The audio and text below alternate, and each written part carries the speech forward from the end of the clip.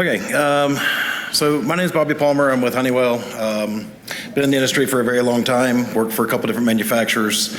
This is the last one, hopefully. Hopefully they keep me.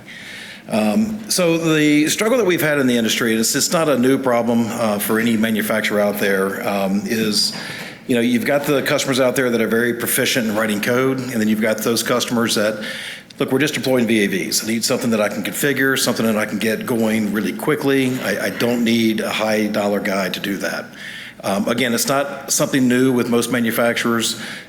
We've had the Stryker product line that did very well over the years. The feedback we get from that controller over the years is, okay, look, you've got freely programmable controllers, which was the Strykers, then the Spider Classics, and then you have the Stryker. So the Stryker doesn't give you any ability to do any kind of extra programming. It is what it is. You can't modify it. So then we come out with the Optimizer product line, and the Optimizer product line is freely programmable. So we're back to that same problem again. How do we solve that? So with our engineering team, what they've come up with, again, it's our take on how we can make this work for us, is we just released, I want to say probably about a month ago, what we call the Engineering Starter Kit, or the ESK. And the way that the ESK works is it is a series of jar files that will allow you to launch a self-configuration wizard. Okay, so all of our VAVs are shipping today from the factory with this program in it. The long-term goal is our controllers also have Bluetooth. So the long-term goal is that you'd be able to walk up to our controller with the application already installed from the factory and be able to configure it straight from the Bluetooth.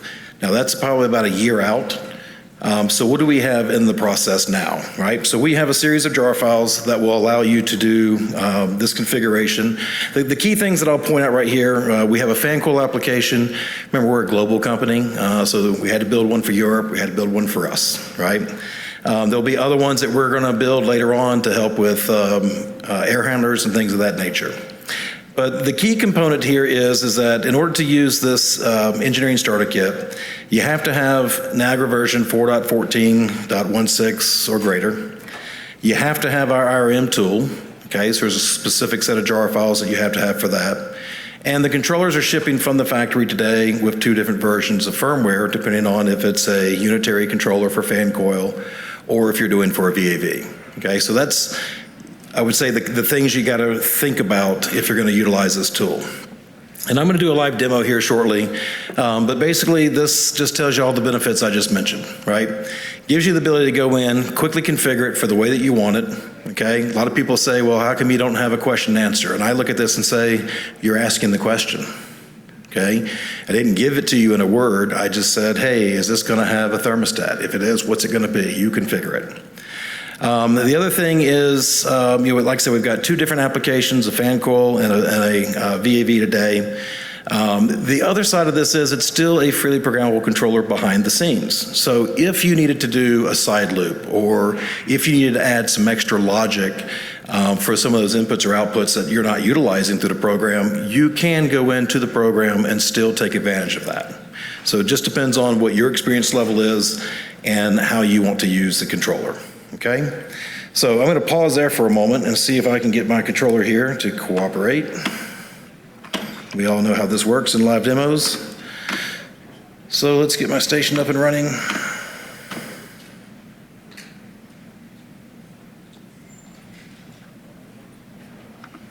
Yay, it's communicating.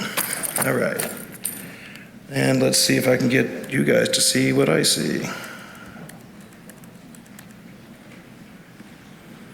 Let's close that down.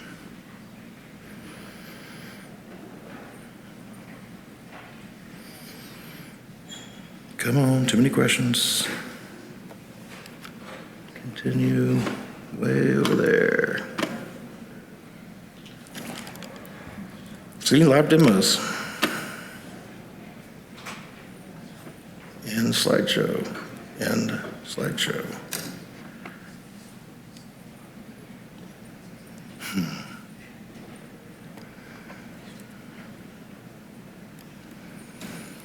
We love live demos.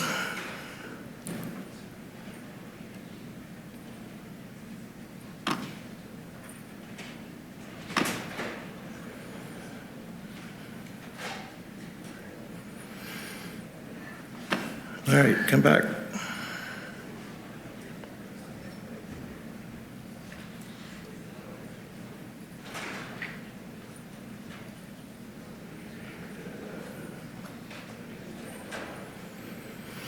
All right, there we go.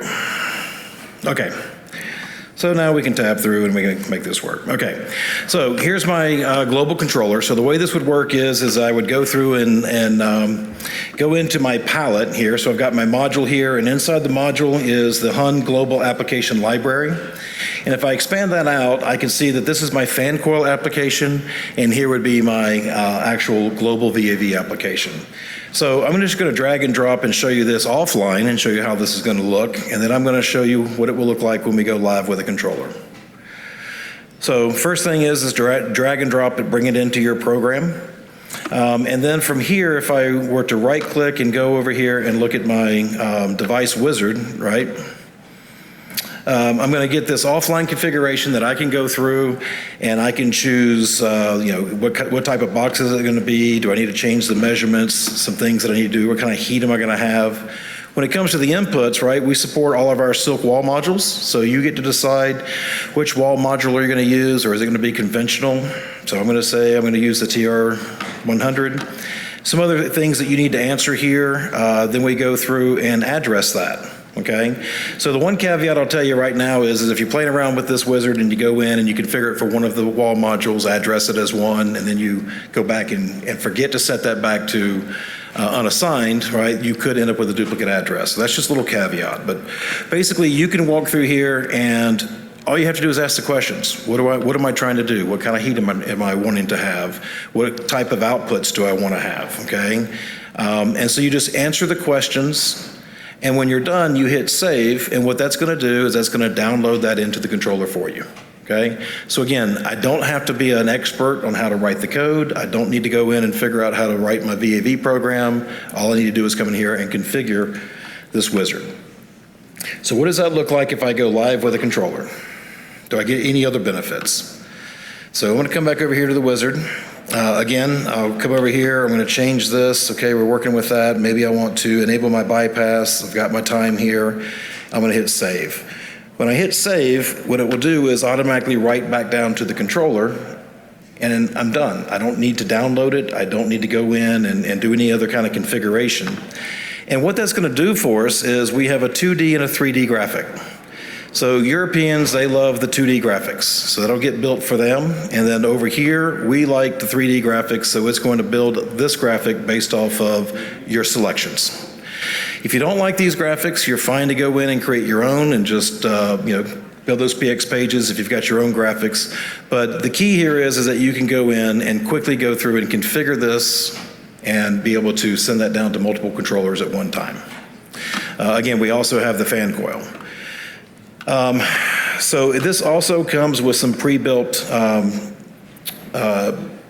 histories, and if you wanted to know which histories we've already decided to put inside this controller, you can come back over here and go to your history service, and you'll see right here are the two that we have. If you want to add more, you can. Just quickly come in here and enable all of these, and now you're trending data. Okay, so again, I don't have to be a Honeywell programmer or experienced guy to be able to set that up. Now, if I wanted to, right, if I needed to go in here and modify the code just to kind of show you how this is working, right, so this pre-built application is already here for you. And Charles had mentioned earlier how back in the classic Spider days, we like to put things into folders and composite that data out, okay? So over here is all the logic and everything that makes this work, and down here is our I/O. So if the I/O is not being used for anything, you can quickly come in here and configure it for a side loop or something that you might want to use one of those extra I/Os for. Okay, so again, just something here to keep in mind of how you can go in here and modify this code if you needed to. If you need to do some debugging, you do have access to do all that. One of the other things I'd like to highlight while I'm here is, let's say that you like this piece of code here, right? We've got some zone logic here. You like the way this works. You want to create your own VAV program. The advantage of doing composites and putting these things together like this is if I wanted to just copy this and save this, I can just copy that code out, come in here somewhere in a my file structure, Okay, let's see if I can get my files to open. Of course not today, because it's a live demo. Well, if for whatever reason I could get into my file structure, there we go. I'm just going to come here to my user home, and I'm just going to throw it into, let's see, I used to have a folder here. Let's just throw it into one I can create real quick. New folder, say okay, great.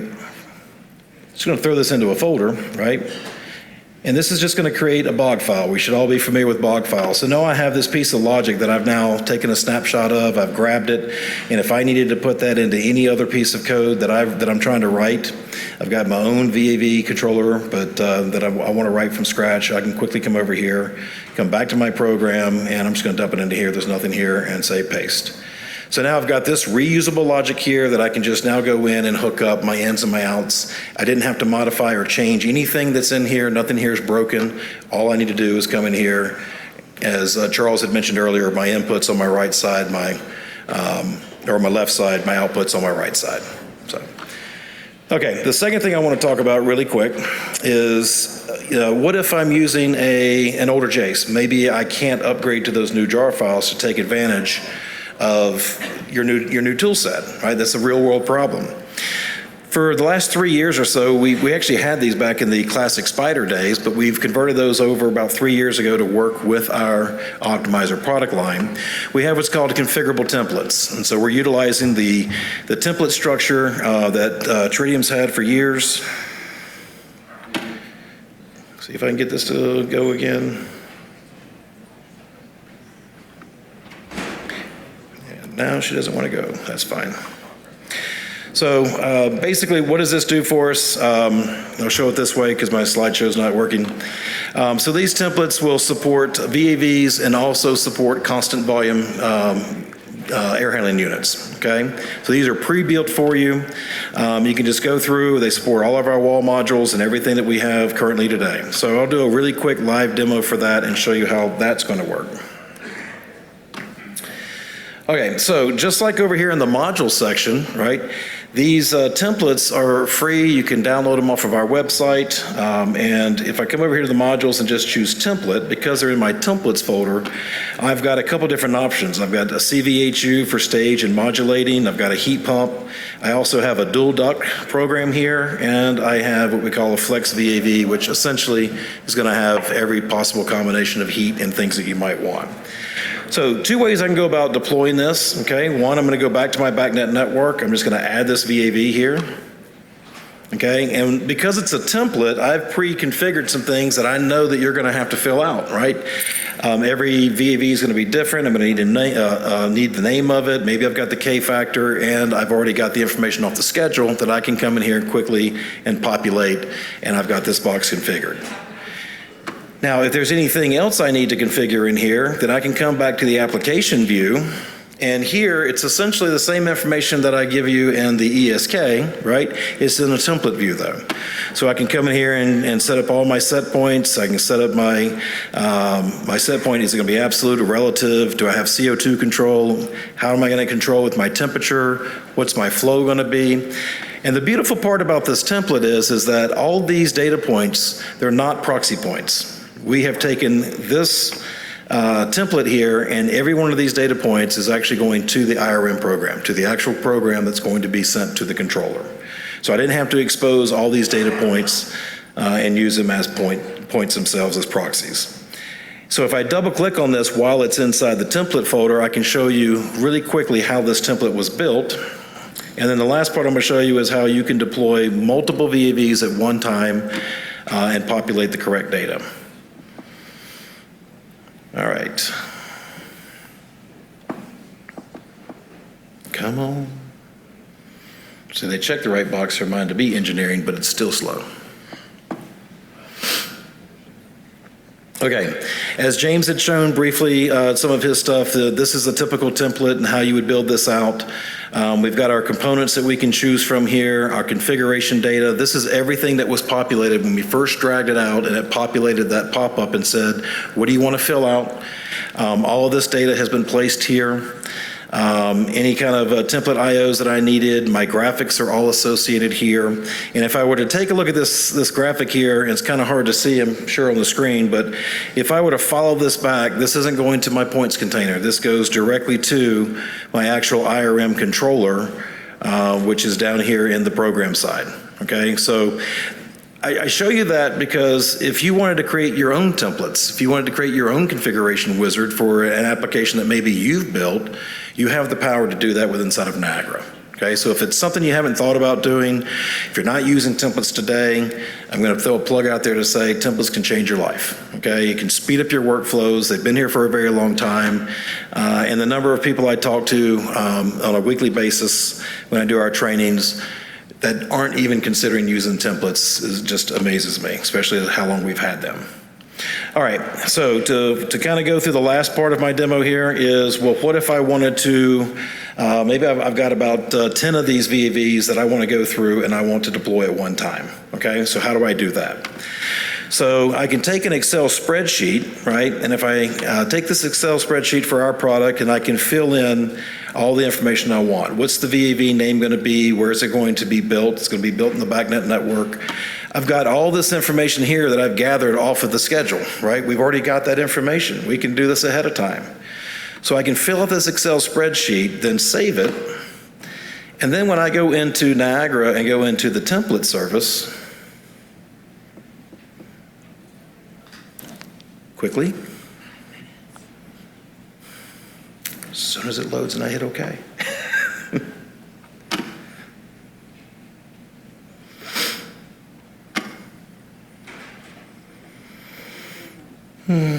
Get a little theme music.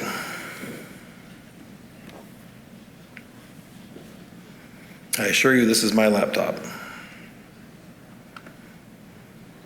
Okay, so now I have the template service open. If I click on this bulk deploy from Excel and click on that Excel file that I've just modified and say OK, what it's going to do is it's going to run through that Excel spreadsheet and give me that wonderful null pointer exception that we all love.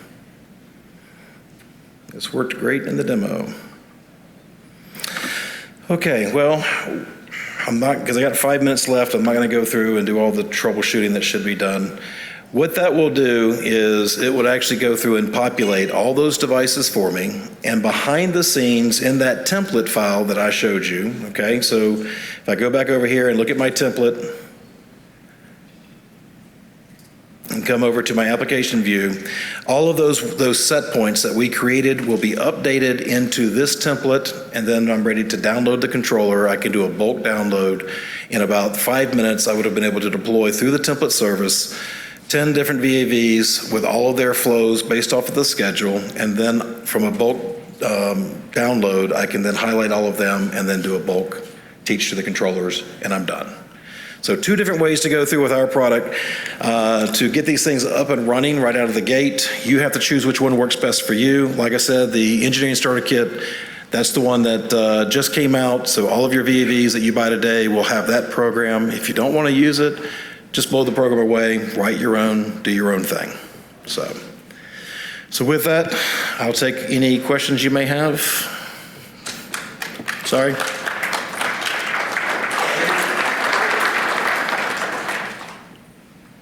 Any questions? Sure. And this might be basic, so I've got a project that I've got to do some pre-programming on with the optimizer, and I had talked to Web Squad, and they said that you should do that on the station. You should be building that on the station you're doing. So the way it relates to templates, can I do this in the same fashion and then download those once they get on site? Yes. In the station that's existing, because the Jace is going to be there, where I'm going to program in the office, and that's actually something I'm doing this week. So this is very relevant. So if you're wanting to do some pre-programming, you can do the pre-programming in your workbench. If you wanted to take advantage of the template service, you could create that as a template, exposing what you need. Then when you get to the job site, just open up your templates here and add them. What are you wanting to do? It won't work. I'm doing it remote. So these are getting shipped to a site. So Okay. I'll program in the office, ship to a site, work remote through the Jace that's on the site existing now that's on a job already. Okay, so if you're shipping them remote, right, then the program's already going to be there. It's just going to be a question of, do you want to use, if you want to use the engineering starter kit, right, you're going to do all that inside your office. When they get the job site from there, they should just be up and running, if I'm understanding correctly. And then from there, if you've already built out your data points, there's a couple different ways. If you build those out ahead of time, you can copy and paste those into the remote station. What about the file that it puts in the structure when you create the IRM file? So the way that you can do that is to go in, once they're there on the job site, into that JACE database, just go in and do a quick learn, and you will build that database back into the project here, and then from there you can do a snapshot. And the snapshot, you'll have it there, then back it all up. Perfect, thank you. Any other questions? Great job. Thank you very much. Thank you. Next, we're going to have Powell from ISMA Controlling.